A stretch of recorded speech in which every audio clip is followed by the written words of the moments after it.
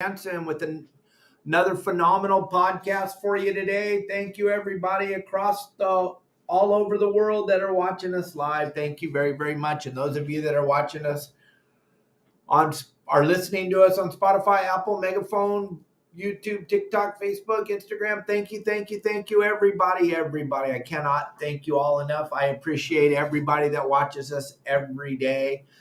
And I just want to say thank you. Again, it's incredible. And yesterday's show, my gosh, we got a lot of people calling in and texting in and wanting to know more about that windmill debacle that is happening up in Central California off of Morro Bay. If you didn't listen to the show or watch the show yesterday, you might want to go check that out because we definitely woke up a sleeping giant.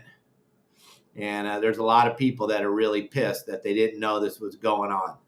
So check out the show from yesterday if you want to know about it. But today we're talking about tuna fishing for that bluefin and that yellowfin that's offshore, and what's the most essential things that you got to have.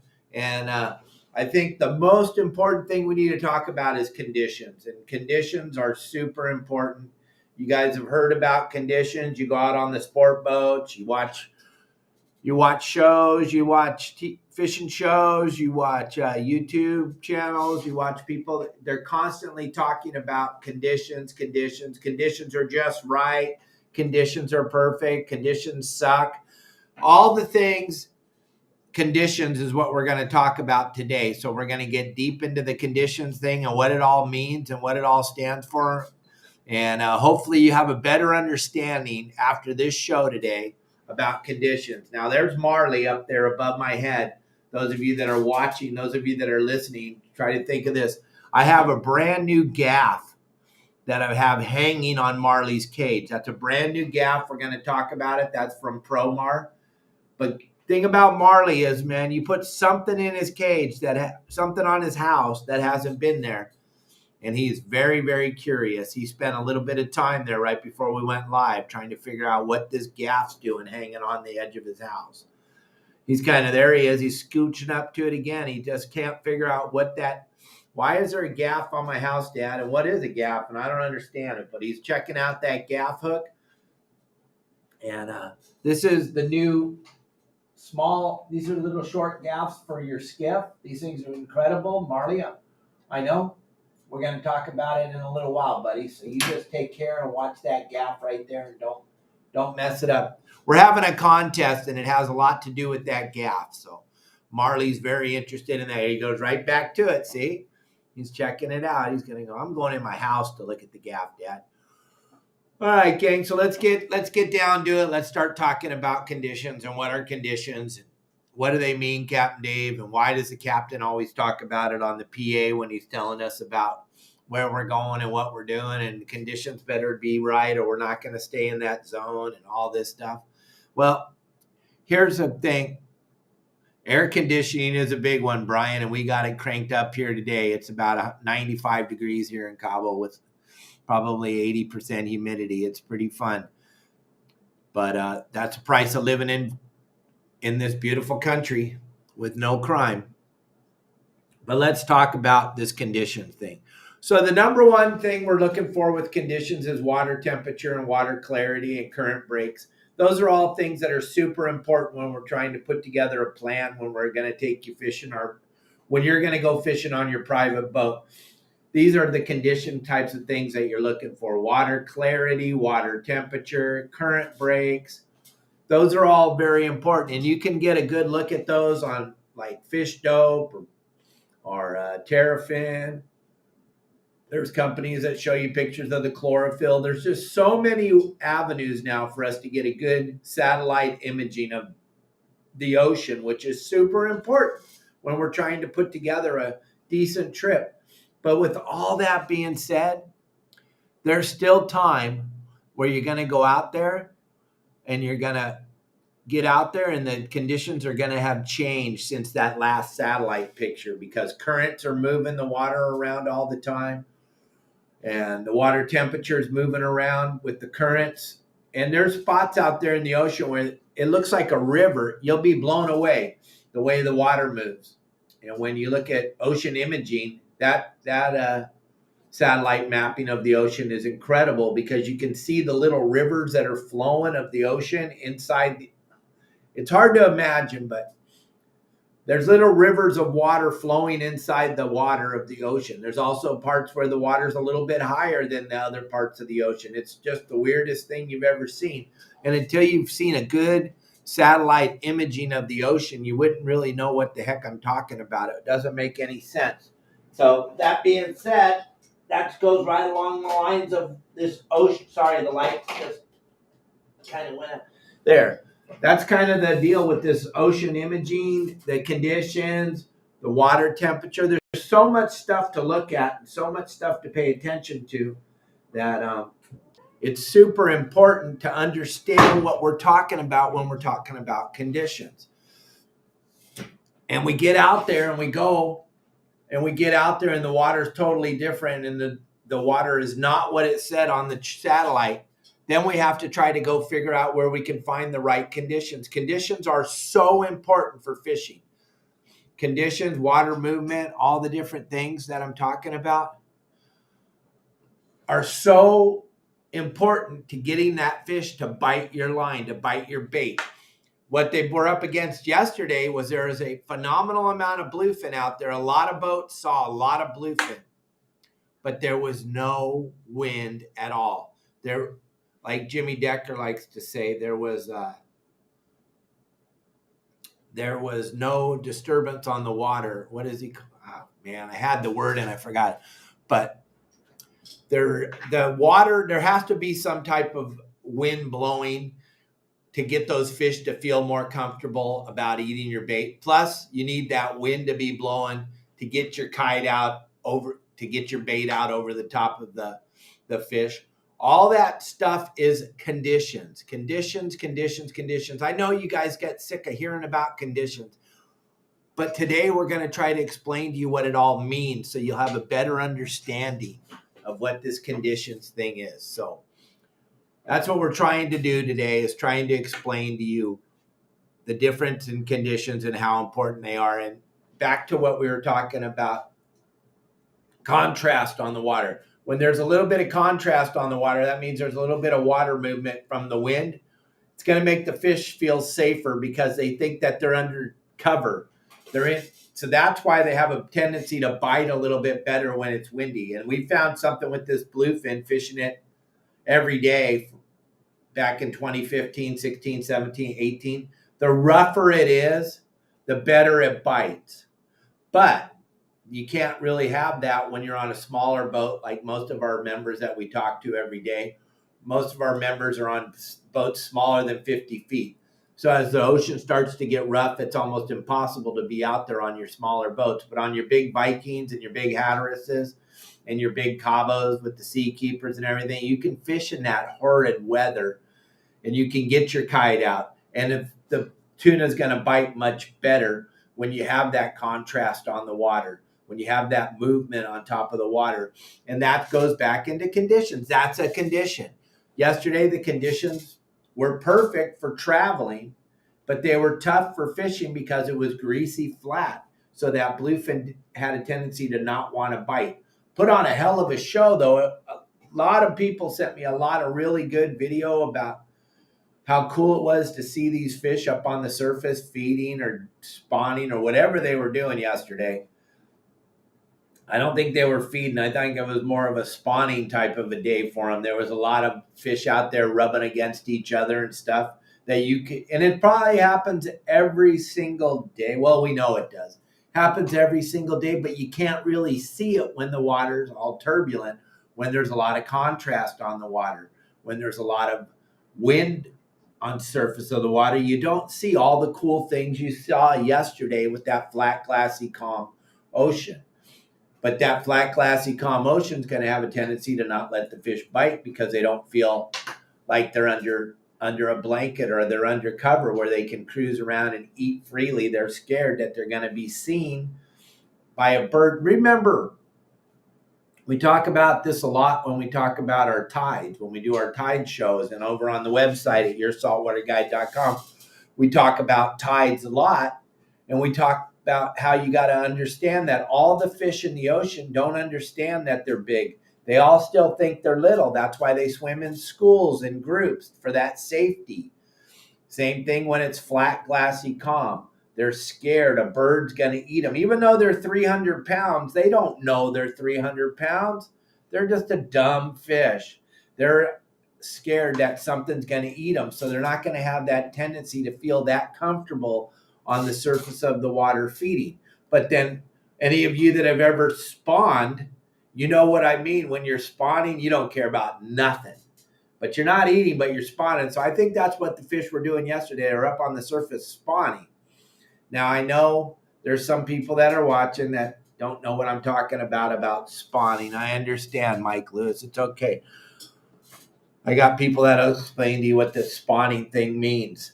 But when you're spawning, you lose all sense of consciousness. You go right up to the surface of the water and you'll spawn right on the top, and you don't care if it's flat, calm, or if it's rough. But they're not feeding per se when they're up there. They're rolling around on the top and they're not feeding, they're just spawning. But that's all conditions. Now, when you get a little bit of wind chop on the water, all of a sudden now you can get your kite out there over the top. You can throw your popper out there. You can fly line a bait. Those of you that have been catching this bluefin really consistently, you're going to tell all your friends and everybody, it was windy. It was white capping, or there was a small wind chop on the water. Not very often are you going to catch that bluefin when it's flat calm. The yellowfin, absolutely. They like the calm weather. Albacore, they don't care. They like it. But, those of us that used to catch albacore know it's always rough when we're albacore fishing. It's not very often that it's calm. Yeah, Josh is not thinking about food very often when he's spawning either. That's a good one. But gang, when that fish is up there on the surface rolling around, but it doesn't look like it's feeding, it's probably spawning. You have to understand it. You have to start to connect the dots and understand what is going on out there on the water. And maybe it's time to drag the Mad Max around at 15 knots and see if you can make them bite. See if you can cause a reaction bite. And that's kind of cool if you can cause a reaction bite, but you have to be able to read all this. I got people that are telling me, I couldn't get my kite out over, and we tried for like 2 hours. Okay. Oh, thank you, Darren. Cool. Thank you. Woohoo! In Cooperstown at the Hall of Fame. Cool. That's rad. I would love to go there someday. But listen, that condition is super important. And if you're out there and if it's greasy flat and you're trying to get your kite up, gang, you're blowing it. You're not going to get it up. You're not going to get it out there. You're not going to get it over. Corey, you've caught a few fish on the kite. It's tough to catch them on the kite when the wind's not blowing, right? You and Tim aren't very successful when there's not a little bit of breeze. You got to have a little bit of breeze. You got to be able to get that kite out away from your boat and not off the side of the boat so it can get out there to where that fish is. Plus, hey, Ryan, stop eating your boogers. Plus, those fish don't have a tendency to want to eat when it's not a little bit breezy. If there's not a little texture, that's the word I've been looking for. Texture. No wind, no kite. Absolutely. I heard guys telling me yesterday, we tried to get that kite out for an hour and a half. We burned up all our helium. There was no breeze out on the water yesterday, gang, so you were blowing it. If you watch our kite video, webwaterguide.com, and you watch our kite video, you will see we talk about the wind a lot. But if you're out there and there's no breeze at all, you got to drag the Mad Mac around. You got to invent stuff. You got to fish fly line baits. You got to move. You got to run. You got to gun. You got to look for that school of fish that isn't up on the surface spawning. They're actually feeding. You got to look around. Once you find those schools, though, mark it on your GPS that there's a bunch of fish in that zone, and then spin off and go look. And then when that wind starts to blow a little bit, pull back into that zone. That's how Tim and Corey approach it all the time. They'll get out there and they'll find a zone where there's a bunch of fish. Then they'll split from that zone because there's no condition. This is what the show's about today. It's all about conditions, and the wind is a condition that is super necessary to get those bluefin to get stupid. They're not going to get stupid when it's flat, glass, and calm because they're not feeling confident that they can actually come up to the surface and feed. So when it gets flat, glassy, calm, that's when you got to start to move around and do different things. But when you're seeing fish in those zones, make sure you mark your GPS and then come back into those zones in the afternoon when the wind's starting to blow a little bit. And all of a sudden you're like, they're eating the kite. They're eating the flying fish underneath the kite. Yeah, because there's condition. The condition matters. When it's flat, glassy, calm, that's a great time to go look for kelp patties. That's a great time to get off of that bluefin, go look for some yellowfin that might be cruising around. Go find a pot of dolphins.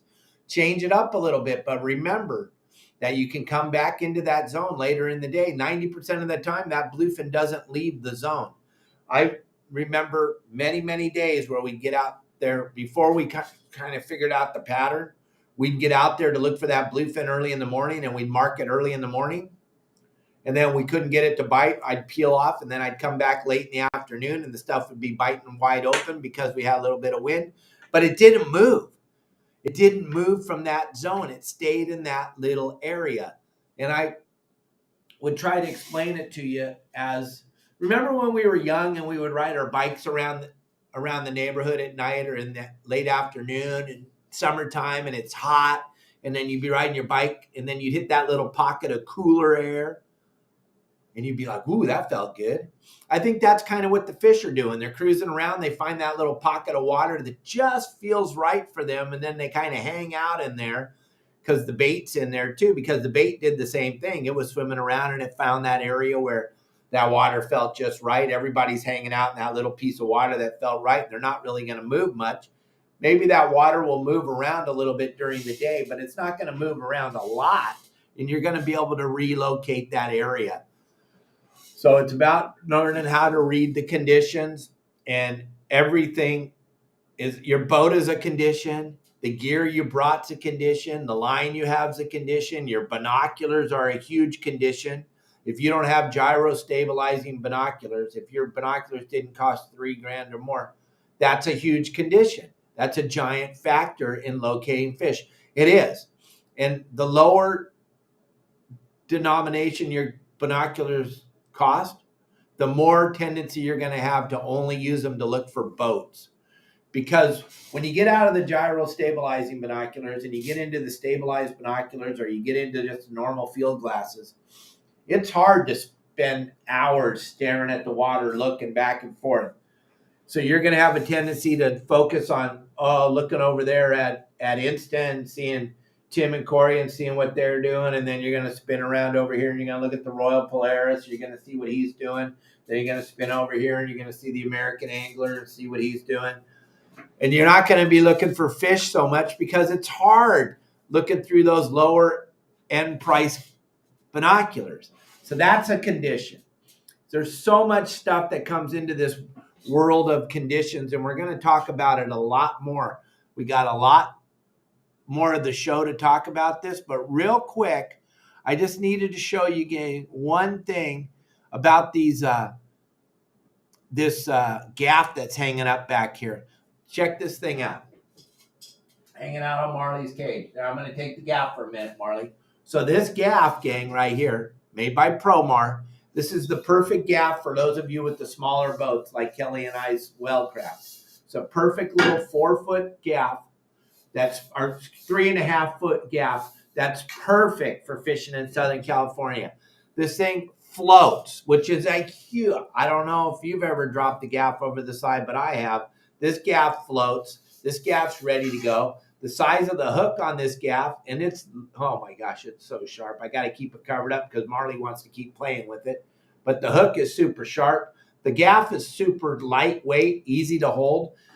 You want to check out these, and I'll tell you what, the first 5 people that buy one of these gaffs, go any gaff at Promar, hit that QR code. Those of you on TikTok or Instagram, Spotify, Apple, Megaphone, you go to the Promar Ahi USA, PromarAhi.com website, buy a gaff, Put in the code YSWG. The first 5 people are going to get a free pass to go fishing out of Dana Wharf Sport Fishing. Send your friends, family, whoever you want. If you don't want them on your boat, I understand. But go to the website, buy a gaff. The first 5 people that buy a gaff are going to get a free fishing trip out of Dana Wharf Sport Fishing on one of the sport boats there. Half day or 3/4 day. 5 people. First 5 people that buy this gaff are any one of the gaffs that Promar has to offer. Check out promarahi.com or enter through the QR code. When you're done shopping, if you didn't go through the QR code, make sure you put in YSWG on the code. That's the only way I'm going to know that you are part of the deal. That's the only way I'm going to know. First 5 get free fishing trips out of Dana Wharf Sport Fishing on 3/4 day or half day. The first 5, but you got to make sure that you put in the code or you enter through the QR code. Go to promarahi.com. Get a gaff. You got to have a gaff anyway. If you don't have a gaff on your boat, this is a good one. I was talking to a guy yesterday because you know me, I talk to all my members, and with 4,000 members, you can only imagine my phone rings nonstop off the hook. I'm pulling down the QR code. If you didn't get it, you better grab it now. Grab it, grab it, grab it. It's going. It's going. Grab the QR code. It's free to grab the QR code. You win a free fishing trip. Goodbye, QR code. All right. Guy called me up, and we were talking about his boat and things he needed to have. And he goes, well, here's how it all started. The guy said he went fishing with his kids at Catalina, and they took a half a scoop of bait. I was like, you got to call me. I got to find out the logic behind this, because you've already told everybody you're planning on not catching anything because you took a half a scoop of bait. Kelly girl and I aren't even leaving. We're not even going out fishing if you only have a half a scoop of bait on the boat. We're staying home. We're not interested in not catching. That's not part of the deal. And then we got into talking about it, and he was just going to go over there and catch a couple fish and then spend the day on the island. And I was like, okay, well, it still doesn't make any sense. I'm not leaving the dock without as much bait as I can possibly put in my bait tank, because you never know what you're going to find going to or from or wherever you're going fishing for. So you want to make sure you put every bit of bait you can possibly put in your tank. But then we were talking, and he was telling me that they brought up to the side of the boat a very large halibut. He said it was probably 20 pounds, but he didn't have a gaff. So if you don't have a gaff, you only took a half a scoop of bait, you're planning on not being successful when you go. It doesn't make sense to me. I don't understand that. And he was a member of my website. So right away, you know you're going to be successful because you're fishing the right way, because you watched all the bitchin' videos and you're going to fish the right way. And lo and behold, he was successful. And they fished till every one of those baits was gone. And they caught a fish on every one of those baits. And then they lost that big halibut because they didn't have a gaff.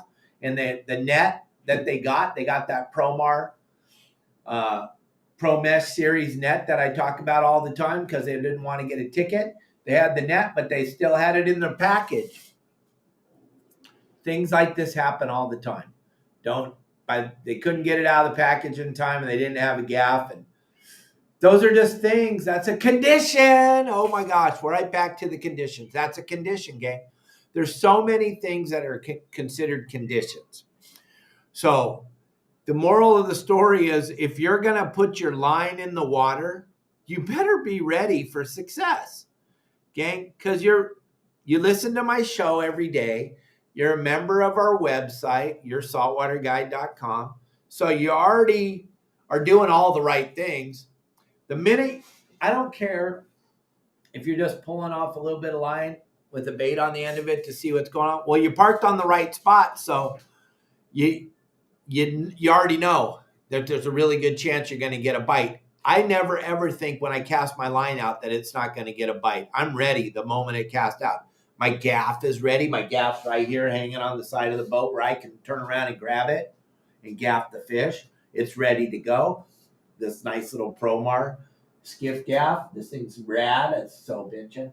And it's ready to go. My net is always ready to go when I'm out fishing, because it's ready, because I want to make sure that I'm prepared.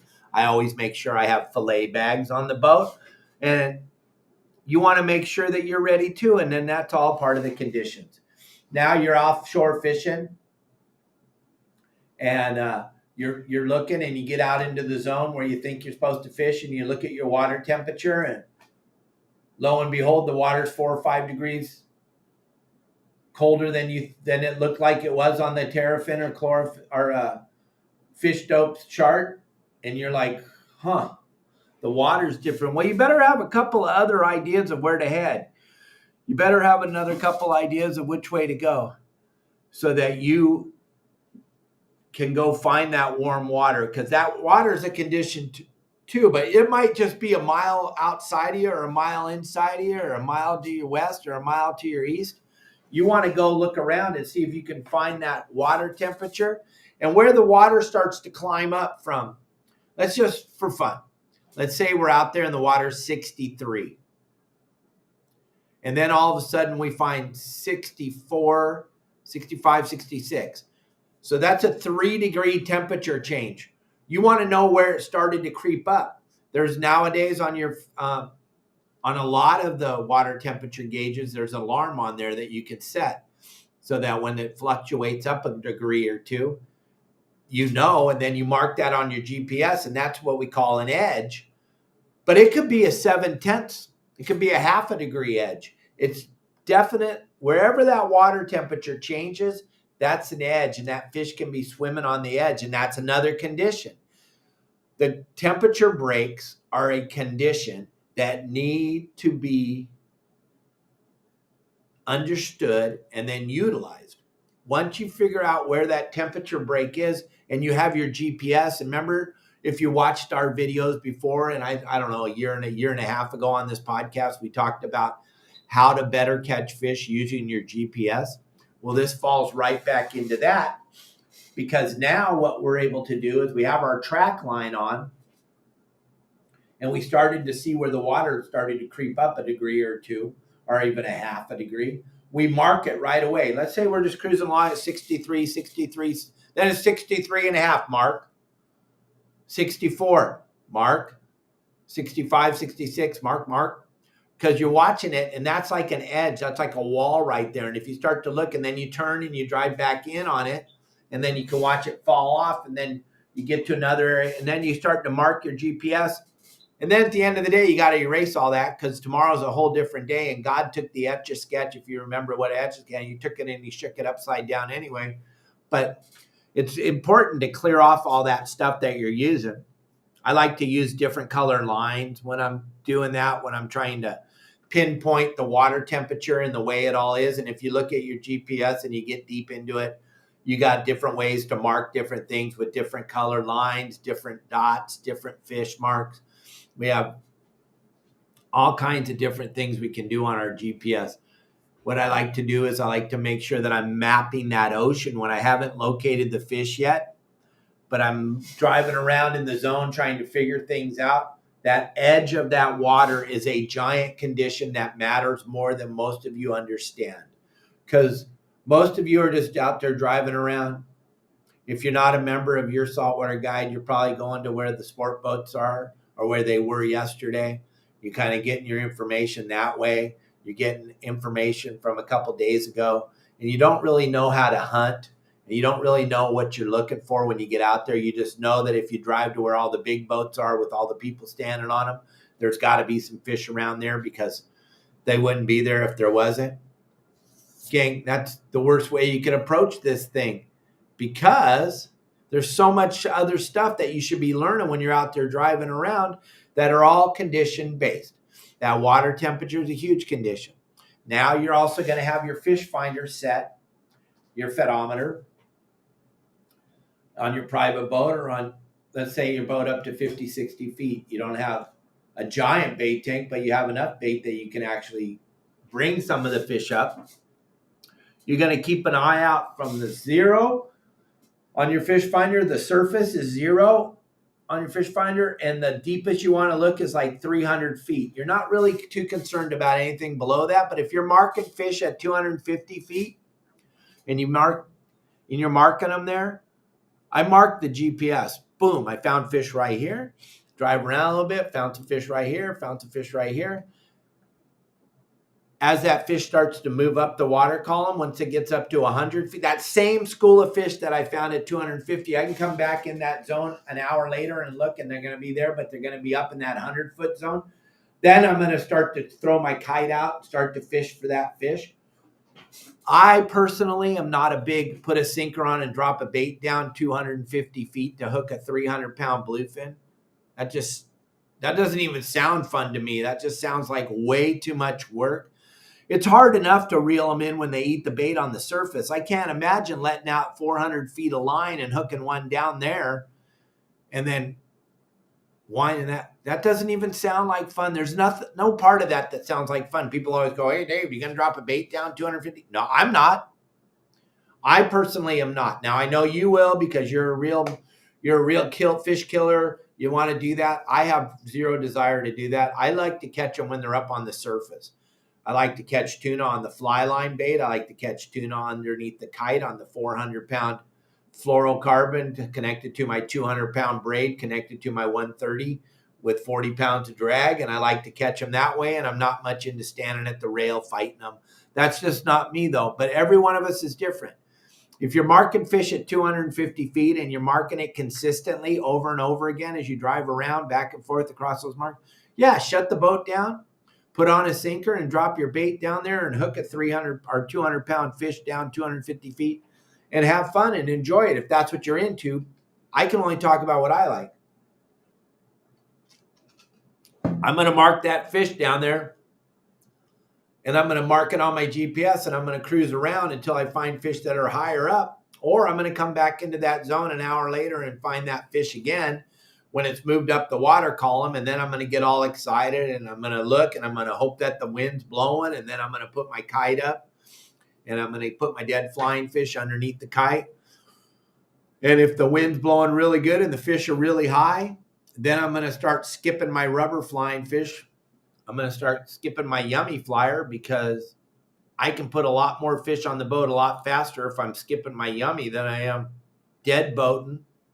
Plus I can cover some more area, and there's a lot of fish in that 50 to 100-foot depth. They're right in that zone. They'll easily eat that skipped flying fish as you're dragging it around, skipping it, because people all the time ask me, "Hey, Cap Dave, should we put a sinker on when the fish are down there at 90 feet?" I'm like, no. All those fish at 90 feet, you know what they're doing? They're all swimming looking up. They're all looking up. They're up in that 90-foot zone or the 100-foot zone because they're getting ready to feed on the surface, because the tide's getting ready to go slack. They know everything's going to float. They're going to float. All the bait are going to float. So everybody's swimming around looking up. You drop a sinker down that goes flying by them, they're like, "Hey, Joe, what was that?" I'm like, "I don't know." And they're like, "That's not what we're looking for. We're looking for something up on the surface," and they keep swimming around. I don't think it's imperative once it gets above 100 feet that you put on a sinker. I think it's super important to make sure that you're fishing in that upper water zone when that fish is in there. Because what I learned over the few years of fishing for a living, like 48, is when they're in that zone from 100 to the surface, that's when they're in the feeding mode. That's when they want to come to the surface and eat. That's when we're going to start to present our stuff on the surface so they can see it and they can eat it. So that is another condition. You found some fish. Now you got to try to figure out the condition that's going to cause them to bite. All this stuff we talk about, gang, everything we talk about on the podcast, everything we talk about every day is available to you at my website, yoursaltwaterguide.com. And it's so easy to grab that information and go there. I had a wonderful report come through the community section 2 days ago. A young lady and her husband wanted everyone to know that they bought a boat last year, and we're going to post this one because this testimonial is perfect. She said that they bought a boat less than a year ago. They went out, they found out how hard it was. They tried to go decipher information through YouTube where you get bits and pieces, and most of the people are talking to you way over your head using big giant words that most of us have never heard of. And then they were like, Then we found Your Saltwater Guide and we signed up for and it changed our lives. And now we know there's fish in the water. And now we have confidence when we go fishing and we have a chance to actually catch stuff when we go. That kind of stuff just makes my heart swell up, makes me feel really good. I just think it's incredible that most people that actually utilize the website actually catch fish. I think that's incredible. I'm so stoked that I'm able to give this service to everybody. Grab that QR code, guys, and go make sure that you're part of the website. It's the greatest fishing community ever built. I don't care if you're an expert fisherman or if you're just getting started. How cool is it to have a camaraderie of people that fish all the time that are willing to share what they're doing and talk and chat with each other? You can't get that on any social media platform because you're going to get bombarded by a bunch of haters and a bunch of losers. Over on our website at Your Saltwater Guide, the community section set up just for us, it's a place to vlog and post what you want to talk about and what you want to learn about and all the cool things that are going on when they're out fishing. It's a really bitchin' community that we built over at Your Saltwater Guide. So go check it out, gang. I think you'll be very, very happy and very, very satisfied with the website and the format. And then I kicked it up to a whole different level. In March, I launched my app, Your Saltwater Guide, the app. The app is super clean. All the people that are high-tech people that are very into the tech world have got on there, fishermen, and they're like, dude, you went first class all the way. Yes, I did. Because of my buddy Elliot, I built the very best fishing app that you could possibly have. We cover everything you need when you go out on the water. You can download the spots, you can download the game plans, you can download the how-to videos, and you can have them with you on your phone when you're out there in the ocean fishing. How rad is that? Plus, you can access the community all day while you're out there fishing, and you all can chat with each other while you're on the water. How bitchin' is that? That doesn't happen every day. There's nothing like that out there. So check it out, man. Check it out, everybody. Go check out my website, yoursaltwaterguide.com. Gang, on the screen right now in the top right corner, there's a QR code there. People were asking, we don't know how to use the stars. We don't know how to use the tips. We don't know how to use the badges. Gang, if you want to throw Kelly and I a little tip, if you want to help feed Marley, my rescue monkey, if you want to help, here, Marley, come here. You want to feed Marley, my rescue monkey? Huh? Look at him. Isn't he cool? You want to buy him some bananas? Grab that QR code right there on the top right-hand corner. That's my Venmo account. Marley's a rescue monkey. We saved him from a family down here. We also have 2 rescue cats. We also do this show every day. Grab the QR code right there in the top right-hand corner, gang. Go to our Venmo. Send us a tip. Let us know that you appreciate the show. Let us know. We'll keep doing this as long as you guys keep watching. And then now this new thing to leave us some tips. How rad is that? There you are, Marley. Somebody's falling in love with you, you little cutie, right now. They're going to send you a tip, buddy. I promise. All right, that's Marley, our rescue monkey. You've got to check out the gap up there, make sure everything's safe. There he is. He's checking out the gap. So I just wanted to throw that out there, gang. And don't forget, we got our flags. Our flags are available finally. I know you guys saw us announce it yesterday on the show. Our flags are finally available. My good buddy John Stanley picked them up for me. These flags are incredible. I want you all to be flying one of these flags when you're out there fishing. I think it'd be so cool for all the members to fly this flag. Corey, tell Kim you guys got to get a flag, and I want you to fly it when you're driving around Brandon Hayward out there. Okay? Check that out. Everybody needs one of those flags on their boat. Those of you on TikTok, you can't see it. Spotify, Megaphone, you guys can't see it, but you can grab it, and that flag's ready to go. Check it out. You're going to have one of those flying. You can Venmo me, or you can call me at 949-374-0786. We'll get you one of those flags. You want to have them flying on your boat. So cool. It's going to be bitching when you pull up to a spot where the fish are biting and you see another one of those flags and you know that it's a couple of guys working together as a team, and you can pull in there and say, hey, look at, we got the flag too. We're buddies. We're working together. We'll never cause any damage to each other when we're out there fishing. They're just fish.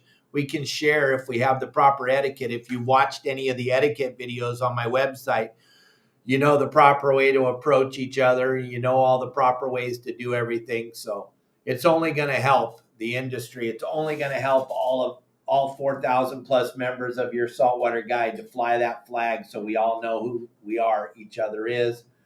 And you'll see the difference between the booger eaters that don't have the flags and the people that have the flags. Just straight etiquette. Somebody asked me if we could talk about etiquette on one of the shows. I have a whole series about etiquette on the website. What I can promise you, gang, is the people that need to learn etiquette, they aren't watching this show. They aren't following me. They're not listening to me, because they're the ones that are out there fishing for boats every day. They're out there constantly looking for boats and fishing for boats. We're not going to be able to change what they do. The flags cost me $28.50 to make. I'm selling them for $30, Grant. So we'll get you taken care of. We'll get you all set up. Just let me know. And where am I located? I'm located in Cabo San Lucas, but we run everything out of Southern California. And our fishing, all of our fishing stuff is anywhere. Anywhere that you fish, our stuff is applicable. Yeah, look at that big word for Captain Dave. It's all applicable. Anywhere there's a fish. Remember, fish are stupid.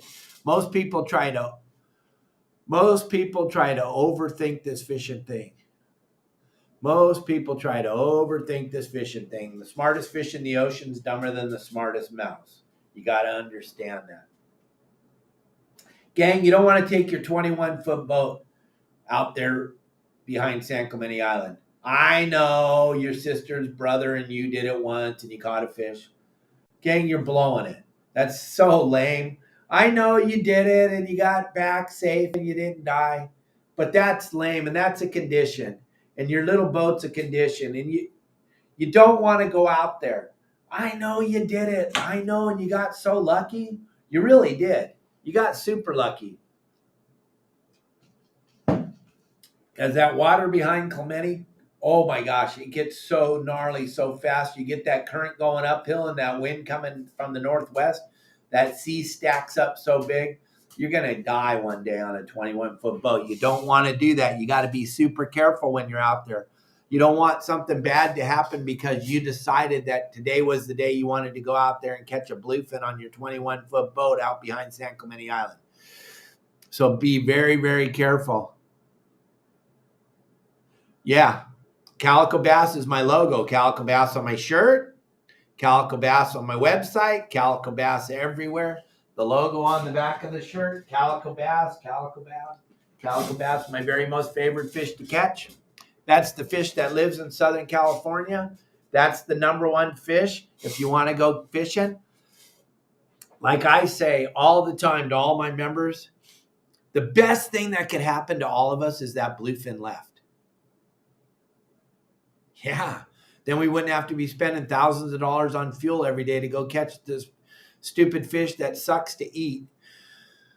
And we could go back to catching bass, barracuda, bonita, and yellowtail like we're supposed to in Southern California. And then in the end of July, August, September, we can catch the Dorado and yellowfin that show up. But this bluefin, oh my gosh, the amount of money we've all spent trying to catch this bluefin, buying the kite, buying the helium tank, buying the kite rod, the heavy rod, the big reels, the big rods, the knife jigs, the slow pitch carnada jigs, all the different things that we've had to buy over the last 7 or 8 years because of this stupid bluefin. Think if we had all that money and we could just go fish Catalina or Clemente or the Coronados. Holy moly guacamole, how rad would that be? And one thing I know that's always there is the calico bass. They're always there. And you're always fishing in a really cool spot, in a beautiful little cove or on a kelp bed or on some rock piles. And they're phenomenal to eat. They're super fun to catch if you know how to fish. If you don't know how to fish, calico bass sucks. I understand that. Or if you don't like to fish, calico bass sucks. I can always tell the guys that like to fish first thing when I'm talking to them on the phone. Yeah, we only like to catch tuna. I'm like, where do you live? Oh, we live in Vista. And I'm like, wow, so you only fish about 2 days a year or maybe 4 days a year or something? No, what do you mean, Captain Dave? We fish all the time. But you only like to catch tuna, and tuna don't show up in Southern California all the time. We've been blessed, but they're not always here. So you're not really fishing that often, and you don't really enjoy fishing because you don't like to fish for the fish that live in Southern California. I'm sorry. Get off on a tangent. It just blows my mind that there's so much stuff to catch here, and most people don't like to fish for the fish that live here. Everyone wants a big giant bluefin. I want a big bluefin. I want the big blue. I need the big blue. Wow. Okay. All right. Go get your big blue. Go spend your $1,000 on fuel tomorrow to go get your big blue. Woo! I'll go to Catalina and catch a fish every time I throw my line in the water and be happy as a pig in poo. That's just what I'm saying. That's just what I'm saying. It's just really fun. And also what's going on at the Horseshoe right now, up there on the Horseshoe. This is we haven't seen this in a very, very long time. Bass and barracuda biting, really, really biting. That's pretty fun. Bass and barracuda biting, that's fun. If you haven't had a chance to go fish that barracuda on the surface iron, it is a blast catching barracuda on the iron. And the sport fishing industry in California in the 20s, 30s, 40s, 50s, 60s, it was built behind the barracuda fishing. You go listen to my interviews with the legends of sport fishing on my website and also on my YouTube channel, Your Saltwater Guide. You'll see some of these guys that fish for a living for 50, 60, 70 years that talk about they all started out fishing that barracuda. A lot of guys fished it commercially. People loved to eat barracuda. They loved it the way it tasted. They loved to catch them. They loved the way they fought. They loved everything about it. It was just a fun time fishing barracuda. And then that thing left and it was gone for a very long time. But now it's back. And if you haven't been up to the Horseshoe and experienced it, you might want to go check that out. You might want to just go, today I don't feel like spending $1,000 on fuel. I want to go check out that barracuda bite up on the flats and go fish the iron. All those lures you have in your tackle boxes and all those jigs you have in your tackle, it's time to go try them out. Go use them. That's fun, right, Dave Burris? It is fun. It is so fun catching barracuda on the iron. It is a blast. You guys would really, really get a kick out of it. You'd really have a good time with it if you want to go try something different. Also, they're biting down there in La Jolla and Point Loma. There's just that big void between Newport and Oceanside. That's the only place that they're not biting. Is it because those boats only fish for rockfish and they don't really go look around? I don't know. Could be. Who am I to say? I just can't imagine that's the big void dead area when it wasn't a dead area when I ran sport boats in there. Wasn't a dead area when Todd ran sport boats in there. But all of a sudden now it's just a dead zone. Huh. I don't know. It doesn't, I don't know. I don't know. I think it's because we're not looking. Ooh, you calling out the sport boats there? Yes, I am. Yes, I am. I am. I can't help it. I am what I am. I am what I am. But gang, make sure you check out those gaffs over at Promar. Make sure you hit my QR code right there in the top right-hand corner. Send us some tips. Venmo us. Sprinkle some stars if you have the stars on Facebook. Show the love, give back. I'm on here every day, Monday through Friday, sharing wisdom, strength, hope. This show we did yesterday, the outreach and all the people that are just blown away by this windmill operation that they're just wasting hundreds of millions of dollars of taxpayers' money on to build windmills that don't work out in the middle of the ocean and killing all those animals and doing all that damage. That's just crazy. And the people really liked getting informed yesterday, so we'll probably revisit that soon. We got Tim Ekstrom from the Royal Star joining us on Friday, gang. If you haven't ever heard Tim, My pops, when he was alive, he used to say, hey, hey, shh, Tim's on Let's Talk Hookup. Listen to Tim. He's one of the smartest guys my father knew. And my dad was a pretty smart guy, and he was pretty connected. Tim Ekstrom's and his partner, Randy Toussaint, were the guys that came up with the RSW system, which has pretty much revolutionized the way we take care of our fish on the sport boats today. It's going to be a phenomenal interview to find out where he came from. I'll guarantee you he's going to have a lot of cool things to say about fishing for barracuda. Listen to any old timer, anybody that's been doing this for 40, 50 years, you're going to hear a lot of stories about barracuda fishing. So all I can tell you is if you haven't had a chance to go do it, get on one of the half day or 3/4 day boats and go do barracuda fishing, or take your private boat and go try it. Go see what it's all about. Go check it out. Fly the kite, get a barracuda bite under the kite. How rad would that be? There's so many different things you can do once you learn how to fly the kite. There's so much fun stuff you can do. So many cool things you can do. Check out everything. Try everything. Enjoy every aspect of fishing in Southern California or around the world, wherever you like to fish. Get out there and try different things and go see how much fun it is to actually do fish for different types of fish. If you only like to fish for tuna, you're missing out on a whole bunch of really cool stuff, gang. I can't emphasize it enough. I want to thank everybody for joining us today, watching the show, giving out the stars, hitting my Venmo account, reaching out to buy the flags.